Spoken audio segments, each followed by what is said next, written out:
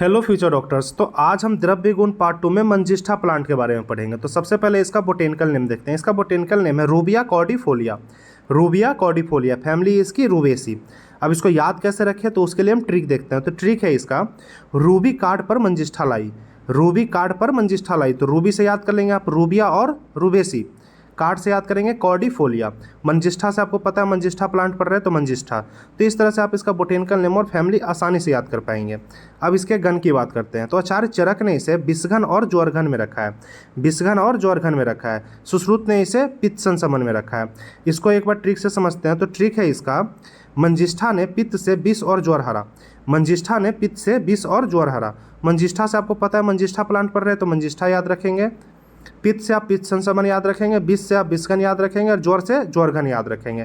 तो इस तरह से आप इसका गण भी याद कर सकते हैं। अब इसके पर्याय की बात करते हैं। तो पर्याय हैं इसके बिक्सा, रसायनी, अरुणा, काला, मंडूकपर्णी और रक्तांगी। ये इसके पर्याय हैं। पर्याय को एक बार ट्रिक से समझते हैं। तो ट्रिक है इसका, मंजिष्ठा मंडूक पर काला और लाल रसायन विक्स लगाती है। मंजिष्ठा मंडूक पर काला और लाल रसायन विक्स लगाती है। तो मंजिष्ठा से मंजिष्ठा प्लांट पढ़ रहे हैं तो मंजिष्ठा ध्यान रखेंगे।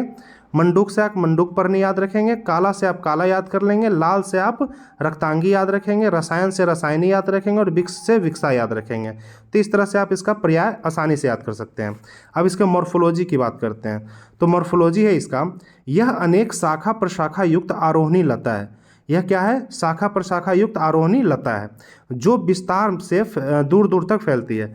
जो विस्तार से दूर दूर तक फैलती है। कांड की बात करें तो कांड इसके खुरदुरा होते हैं।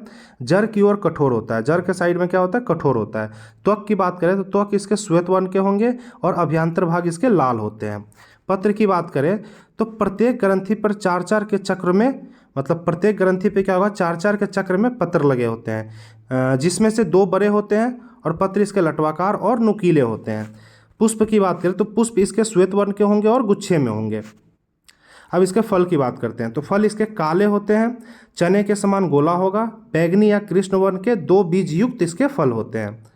मूल की बात करें तो मूल इसके लंबे होते हैं, ताजी अवस्था में लाल तथा सूखने की अवस्था में ये कुछ काले पड़ जाते हैं। तो ये इसके मूल की बात हो गया।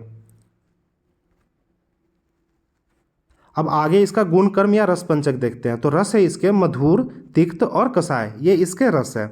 गुण की बात करें तो गुरु और रुक्ष गुण के है। विपाक में ये कटु होता है और बीज इसका उष्ण है। अब कर्म की बात करते हैं। तो कर्म में भी दोष कर्म देखें तो कफ वात सामक है। कफ और वात का ये समन करता है। अन्य कर्म में देखें तो रक्त प्रसादन का काम करेगा। विषघन में, रक्ततिसार में, शोथ में, योनि में, कुष्ठ में, मेह में, मूत्रकृश में और विसर्प में, इन रोगों में हमारा ये लाभकारी होता है मंजिष्ठा। अब आमिक प्रयोग देखते हैं इसका। तो आमिक प्रयोग है, मंजिष्ठा मेह में मंजिष्ठा और श्वेत चंदन का क्वाथ पिलाना चाहिए। अगर किसी को मंजिष्ठा में है तो मंजिष्ठा और श्वेत चंदन का क्वाथ पिला देंगे।